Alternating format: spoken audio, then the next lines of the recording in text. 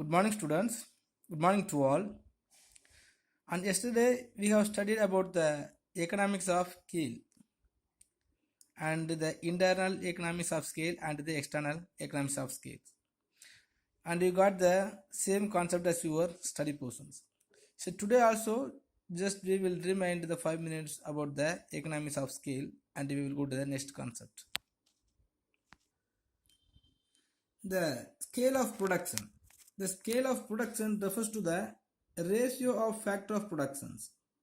So in which ratio we have to assigning the factor of productions and in which level we can produce the commodities. This ratio can change because of availability of the factors. So the amount of or the scale of production will always be changed because of the availability of factors. If there is no more factor of production to produce any of the commodities, so the producers cannot able to producing more commodities. So the scale of production is an important factor affecting the cost of productions. So always the producers want to produce all the commodities with a low cost of productions. But the low cost of production always depending upon the availability of factors of productions. If there is more factors of production is available, the cost of productions may be very low. If there is no availability of the factor of production, the cost of productions will be increased. So every producer wishes to reduce the cost of productions. Hence, he uses an advantages of economy scale. So whichever way the producers want to gathering the advantages of the economies from their productions unit, he will want to get. But here the two type of the economies will be getting in the production unit, the internal economies of scale and the external economies of scale. So first already we have studied that term internal economies of scale refers to the advantages enjoyed by the production unit, which causes the reduction in the cost of production of the commodity. When we are producing the commodities, so what are the ways are there to reducing the cost of productions, and because of that in however way we will get the advantages is called economies. So here the 5 type of the internal economies are there. So internal economies means so the types of advantages we will earning from the premises of the production unit is called the internal economies of scale. The external economies of scale means so the advantages is earned by the outside of the premises of the production unit. So in these boundaries of the production unit, what are the internal economies of scales are there mean? First one is technical economies. So when the size of the firm is large, the large amount of capital can be used. So when we are producing any of the commodities, we must use the more capitals. And if the producer has the more capital, on the basis of the more capital, he can use some of the technical. So there is a possibility to introduce up-to-date technologies. This is improves the productivity of the firm. So by using the new arrival of the technical in this production unit, we can produce without taking more effort and any troubles. So by using the technical or any of the machineries, it will produce more commodities, so equal to the more labors. So by using the technical, so the producers will get the advantages. That is called technical economies. On the basis of using the technical, if you are getting the advantages, that is called technical economies. Next, financial economies. So the big firms can float shares in the market for capital expansions, while small firms cannot easily float the shares in the market. So as we have studied in the commerce, so more large scale industries can able to produce the or use the shares.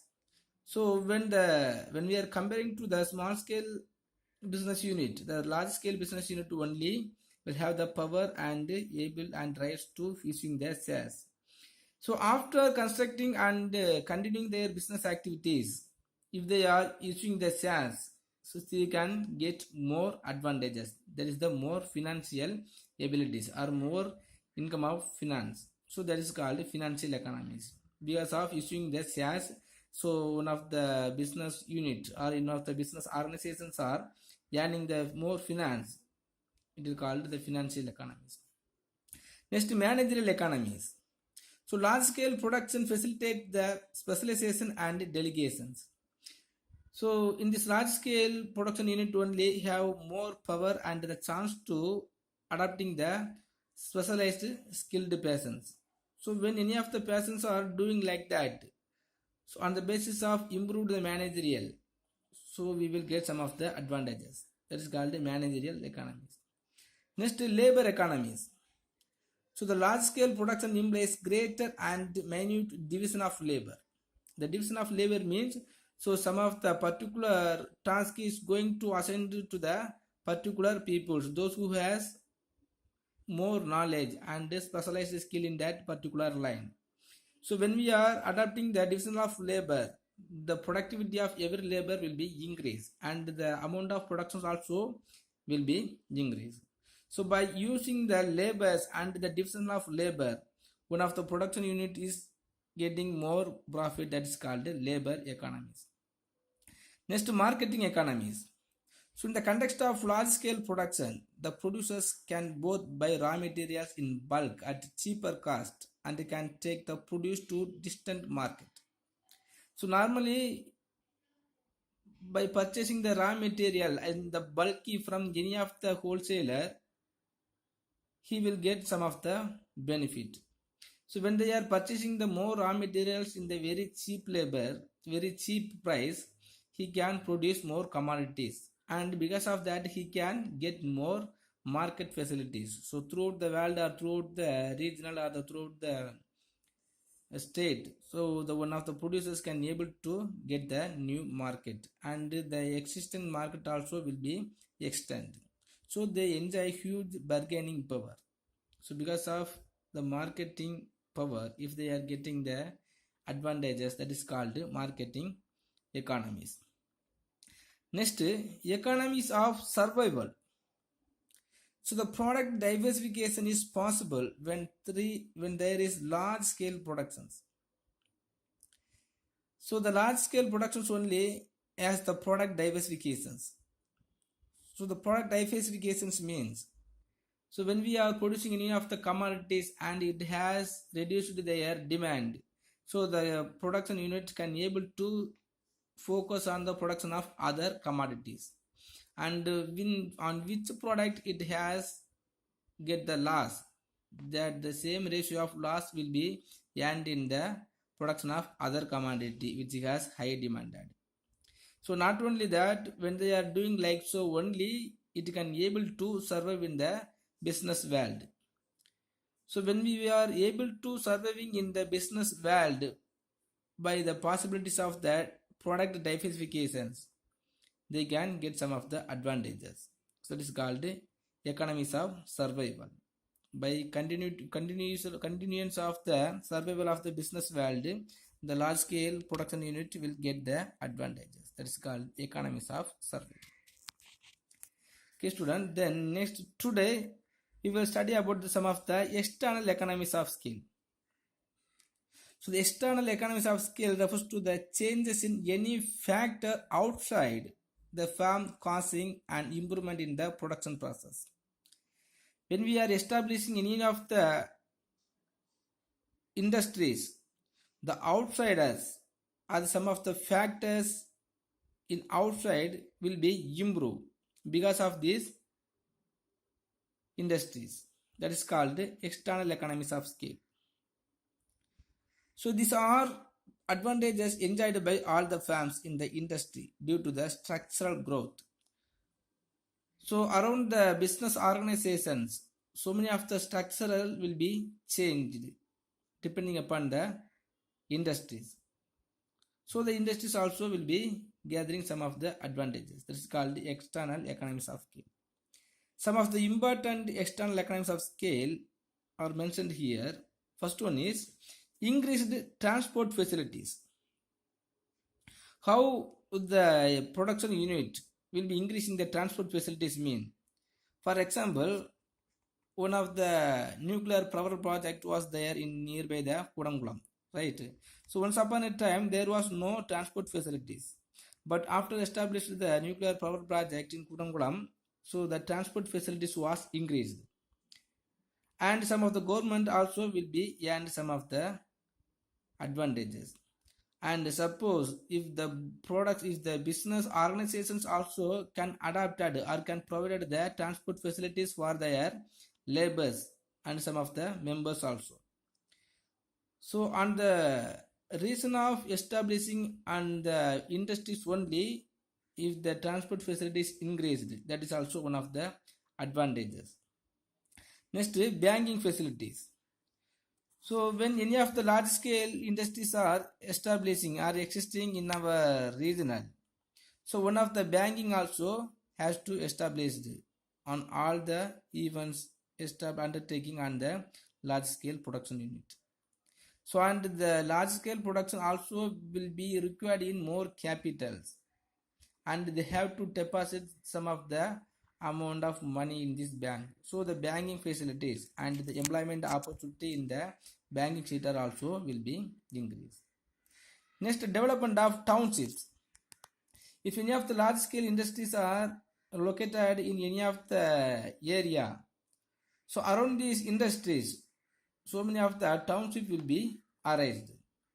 So the construction of townships also will be and some of the advantages. And because of that, the townships, or because of the purpose of providing the day-to-day living style, many of the facilities will be created around the townships. Next, development of information and communications.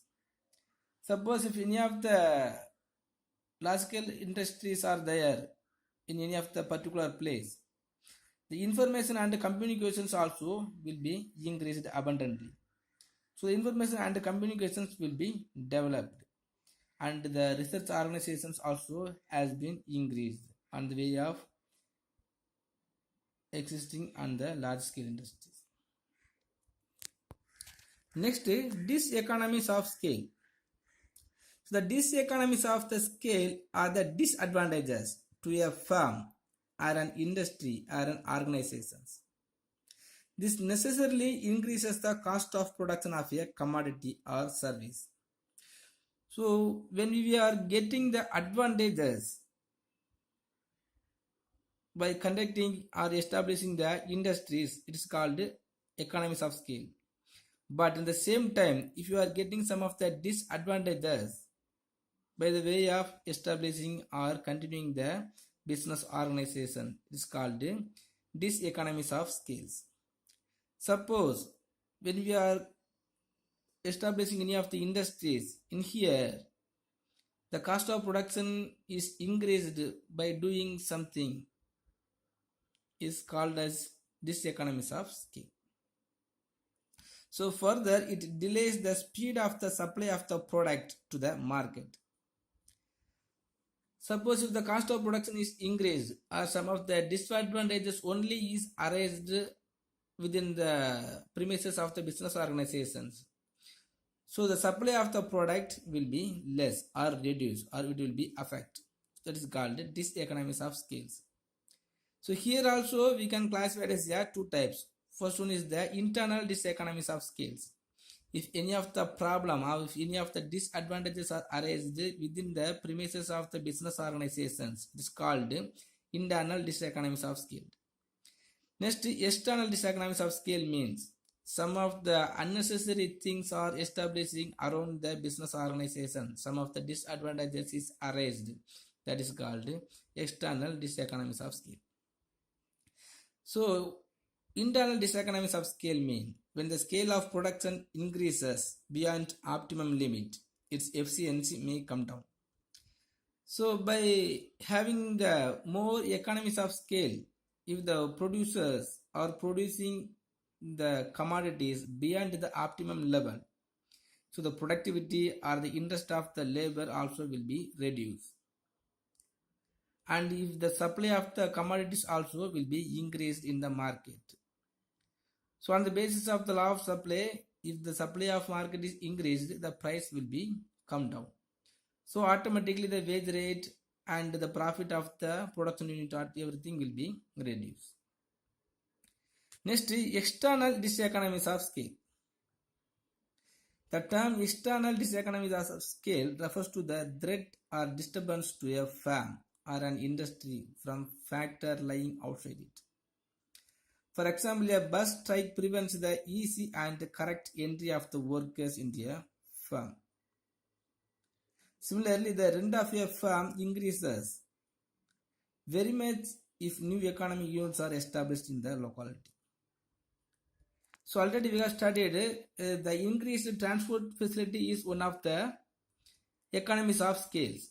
But in the same time, if the bus strike is there, so that prevents the easy and correct entry of the workers into a firm will be arises.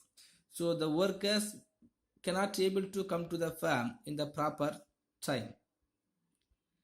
So the bus strike is arised on the basis of any other factors, but the firm will be affected. So some of the reasons will be affected the firm by arise any of the unnecessary things in outside of the firm is called diseconomies of scales. So like that the rent of the firm increases. So because of that more new economic units will be established. So like that if any of the problems or occurs in outside, because of that if the firms are getting any of the disadvantages, that is called the external diseconomies of scale. Okay students, next one of the concept, the law of supply. The law of supply. So we have studied already the law of demand. So like that when the demand is increased, like that the law of supply also will be refers to the direct relationship between the prices of good and the supply of the good. So the law of demand is refers to the prices of good and the demand of the goods. So in this law of demand, there was an inverse relationship among the price and the demanded commodities. But in the law of supply, there is direct relationship between the price and the commodity. So the law of supply is associated with the production analysis. It explains the positive relationship between the price of a commodity and the supply of that commodity. For example, if the price of commodity increase, the supply of the commodities also will be increased.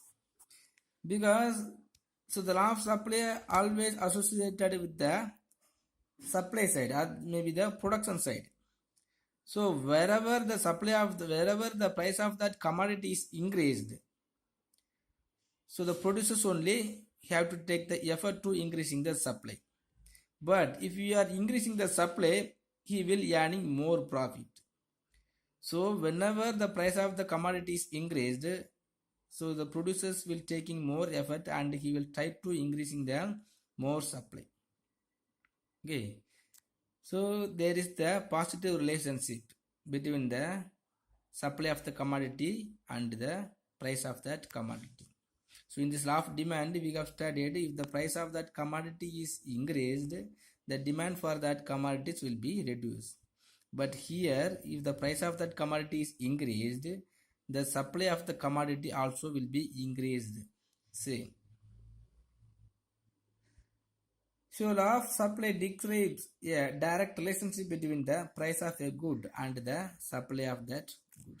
For example, if the price of the milk, if the price of that apple is increased, so the producers also want to cultivate more apples. So because of that, the supply also will be increased. So one of the definitions are there. So other things remaining the same, if the price of a commodity increases, its quantity supplied increases. And like that, if the price of a commodity decreases, quantity supplied also will be decreased. So other things remaining the same means some of the other factors are there to affecting the supply of commodities. Suppose if the income and the taste and preference are increasing, the supply of commodities will be increased. Otherwise, long term, short time scenario is there. So we will study about later. So in the short time and the long time also, the supply of commodities will be changed. So other things remaining the same. If the price of a commodity only increases, its quantity supplied increases. And like that, if the price of a commodity decreases, so the quantity supplied of commodity also will be decreases. So next we have to study the supply function. How the supply of commodity is going to functioning mean. Already we have studied the other things. So what are the other things mean? The supply of commodity depends on the factors such as price of a commodity. First one. Next, prices of a labor. Normally if the prices of a labor is very low, the supply also will be increased. Next, price of capital is very low, the supply of commodity will be increased. The state of technology is increased, the supply also will be increased. The number of families increased in our nations, the supply also will be increased. So next, the prices of related goods will be decreased, the supply also will be increased. And the prediction of the future price, if the people predict in which the prices of one commodity is going to increase in futures, the supply of commodity will be increased in presence.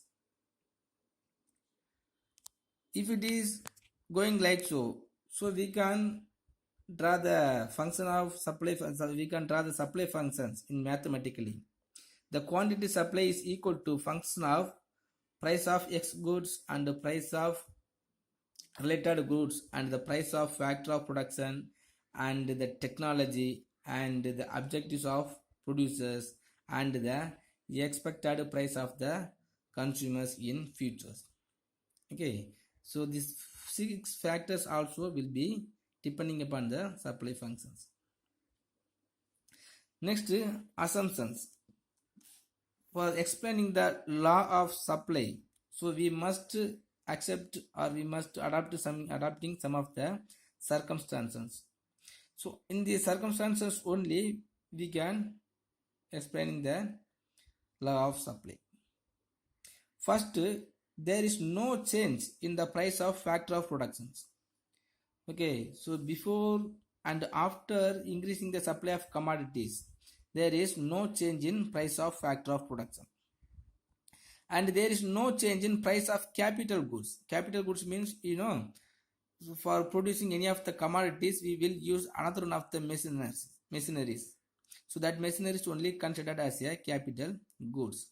Okay, but there is no change in the price of capital goods also. Next, there is natural resources and their availability also remaining the same. Because on the basis of the availability of the resources, only the producers can increasing the supply of commodity. Okay, so the natural resources and their availabilities also has to be remain the same. There should not be any change. Next, there is the price of substitutes concept. The prices of substitutes also has to be constant, because already we have studied the substitute goods also will be depending or will be affecting the supply of commodity. So the prices of substitutes also has to be constant. Next, there is no change in technology. If the technology is increased or the new technology is arrival in this production, in our production the business world, so the supply of commodity will be increased. Next, the climate remain unchanged. So because we have studied on the basis of the demand, so on the basis of the climate changes also the demand will be increased. So on the basis of increasing the demand, the supply also will be increased. Okay, so there is no climate change. The climate always remain unchanged. Next, political situations remain unchanged. So on the basis of the political situations, also the supply of commodity will be increased. Sometime if the any of the party maybe decrease the price of one commodities, but within the next 5 years some other party will come to the rule and they will increasing the price of that commodities. Okay, and they will imposing the low tax and high tax on any of the commodities. Okay, so there is no change in the political situations. Next, there is no change in tax policies. Okay, as I told already, so the tax policies also will be affecting the supply of the commodity. Okay, so these 8 assumptions must be taken to explaining the law of supply. So next, the supply schedule. See, the 5 combinations are there. So when the price is 1 rupee, the supply of commodity. So supply of commodity mean, so we can take as a apple. Okay, when the price of apple is 1 rupees, so the supply of apple will be increased the 20 unit. Suppose if the price is increased, so the producer of apple will be increased the supply of apples. So the supply also will be increased as 40. So like that, whenever the price of that apple is going to increase, on the basis of increasing the price of apple, so the supply of the apple also will be increased from 22, 40, 60, 80 and 100. Because the price is increased. Whenever the price of the commodity is increased, the supplier or the producers will earning more profit. So by using the more factor of productions, by using the more capital, he will be increasing the supply of commodities. Okay, so there is positive relationship. Whenever the price is increasing, so like that the supply of the commodities also going to increase. Okay, so there is the positive relationship. So the prices also will be increased and the supply of the commodity also going to increase. Next, the supply curve. So we have studied in the law of demand. The law of demand, the demand curve will always sloping downward from left to right. From left to right only the demand curve will be there. But in this law of supply, the supply curve always will be moving upward from left to right. Because on the basis of demand, the demand always will be decreased. But here the supply always will be increased whenever the price is going to increase. Just to see here, when the price is 1 rupee, the commodity, the quality supply of commodity also will be as a 20. So whenever it will be increasing from 1 to 2, 3, 4 and 5 unit, price 5 unit rupees, the supply of commodity also will be increased from 20 to 40, 60, 80 and 100. So the supply curve also will be going upward or moving upwards from left to right. The quantum supplied of commodity X is represented, and the price of the commodity is represented on the y-axis. The points such as A, D, E, B, C on the supply curve SS represents various quantities at their different prices. So whenever the price is increased, the amount of the supply of commodities also will be increased. So there is the positive relationship between the prices and commodities there. Okay, student. If you have any doubt, please ask me in the law of supply and the diseconomies of scale also. Thank you.